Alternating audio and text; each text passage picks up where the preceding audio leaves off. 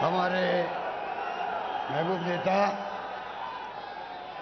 आदरणीय राहुल गांधी जी, मल्लिकार्जुन खड़गे साहब, अधीर रंजन चौधरी जी, भूपेश बघेल जी, तमाम हमारे मंच में बैठे हुए तमाम हमारे वरिष्ठ नेतागण, उपस्थित बुजुर्गों, भाइयों और बहनों, नौजवान दोस्तों, आज रामलीला मैदान एक इतिहास बनाने जा रहा है। जो सैलाब उमड़ पड़ा यहाँ पर, मुझे याद आ गया जब हम लोग यहाँ आते थे, विपक्ष में थे, और 78 में इंदिरा जी के वक्त में यहाँ पर रैली हुई थी और मैं जिला कांग्रेस अध्यक्ष था।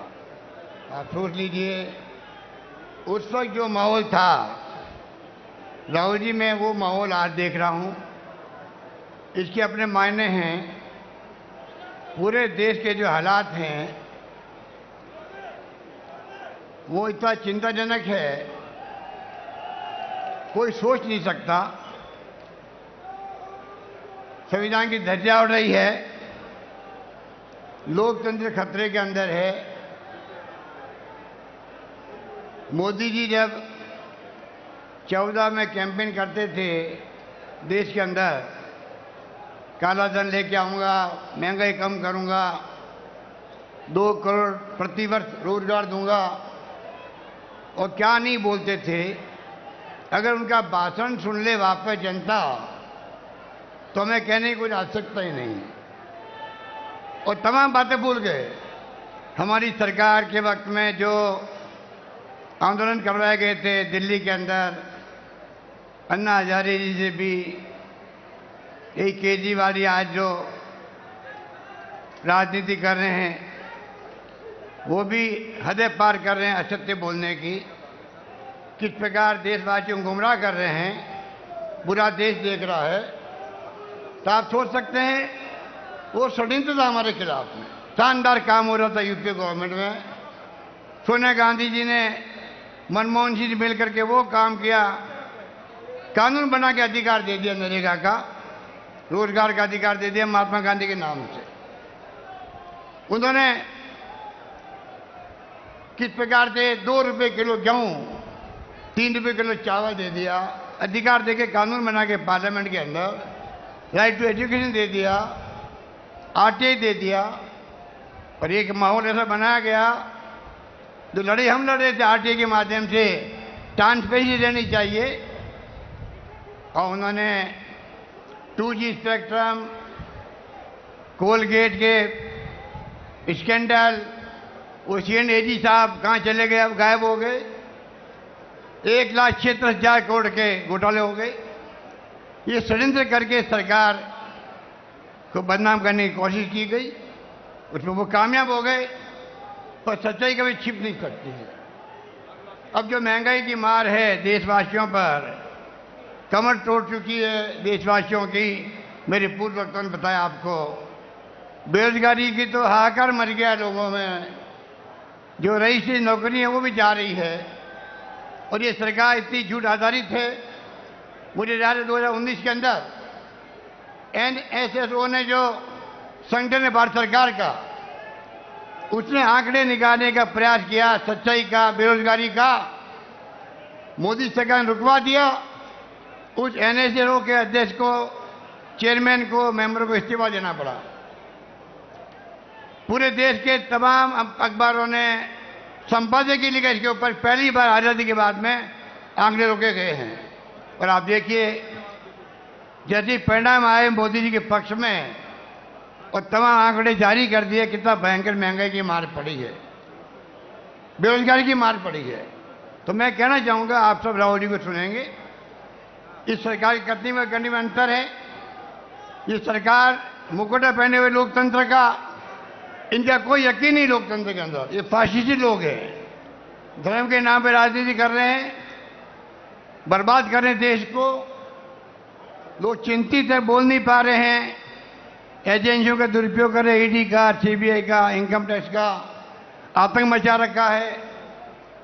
कांग्रेस मुक्त भारत की बात कर रहे हैं, अब ये आप लोग खड़े हैं यहाँ पर पूरे देश के अंदर ब्लॉक लेवल पर, जिला स्तर पर, राज्य स्तर पर, जब राहुल गांधी जी के नेतृत्व में गिरफ्तारियां हुई थी यहाँ पर मेंबर पार्लियामेंट की और तमाम नेताओं की, तो पूरे देश के अंदर जिस प्रकार लोग सड़कों पे आए हैं, शाम तक सरकार की हालत खराब हो गई।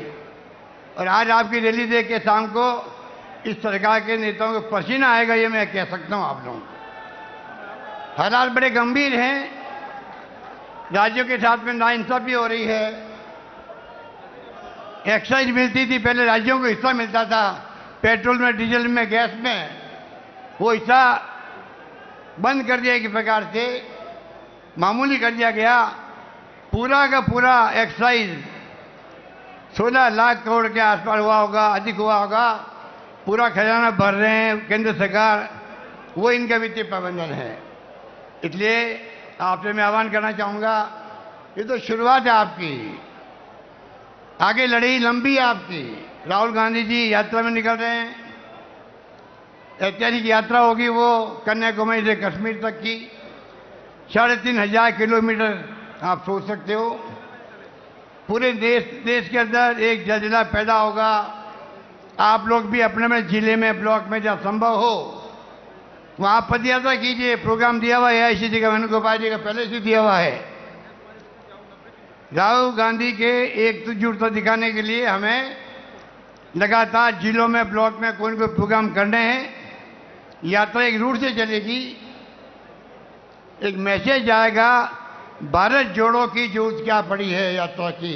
नाम भारत जोड़ो क्यों दिया गया? इसलिए आज नफरत का माहौल है, तनाव का माहौल है, हिंसा का माहौल है, और प्रधानमंत्री के मुंह से एक ओपिनियन निकल रही है कि आप देश में शांति, सद्भाव, भाईचारा कायम करो और मैं इनका बर्दाश्त नहीं करूंगा। माहौल बहुत खतरनाक है देश के अंदर। इस प्रकार के हालात में हम जी रहे हैं, देश चल रहा है, लोग चिंतित है। इसलिए मैं अपनी बात लंबी नहीं कहता हुआ यही कहना चाहूँगा, 70 साल में कांग्रेस ने देश को यहाँ तक पहुँचाया है। अगर दुनिया में आज सम्मान है देश का, इसलिए है कि पंडित जवाहरलाल नेहरू से लगाकर आज तक जिस प्रकार इंदिरा गांधी हो, राजीव गांधी हो, नरसिम्हा राव जी हो, सोनिया गांधी जी आई जब बन करके अध्यक्ष कांग्रेस की, डॉक्टर मनमोहन जी आए, जो आज जो सफर तय किया है उसके कारण से आज देश एक रहा, अखंड रहा है। इंदिरा गांधी ने जान दे दी पर देश को एकजुट रखा, एक व अखंड रखा। ये कैसे भूल जाते हैं हम लोग। राजीव गांधी जी शहीद हो गए देश के लिए, लंबा इतिहास है। पर हमारे नरेंद्र मोदी जी को कांग्रेस मुक्त भारत चाहिए।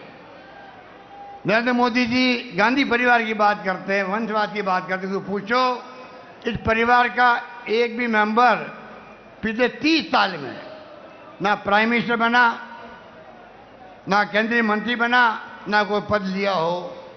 अगर संगठन में उनकी भागीदारी है, पूरा देश चाहता है, पूरे देश के कांग्रेसियन चाहते हैं, आपके पेट में दर्द क्यों हो रहा है मैं पूछना चाहता हूं आपको। इससे समझ जाइएगा कि इस परिवार की क्रेडिबिलिटी हाईएस्ट है कंट्री के अंदर, आपसे भी ज़्यादा है। चुनाव जीतना एक बात है, प्रधानमंत्री एक बात है बनना, पर जो रेस्पेक्ट कमांड करती सोनिया गांधी, इनका परिवार देश में हाईएस्ट है, उससे आपको तकलीफ क्या होती है? इसलिए मैं ये कहना चाहूँगा आपको लड़ाई में पूरी भागीदार बनना है, मजबूती के साथ में। अंतिम विजय सत्य की होगी और सत्य आपके पक्ष में है। यही बात कहता मैं अपनी बात समाप्त करता हूँ। धन्यवाद। जय हिंद। धन्यवाद।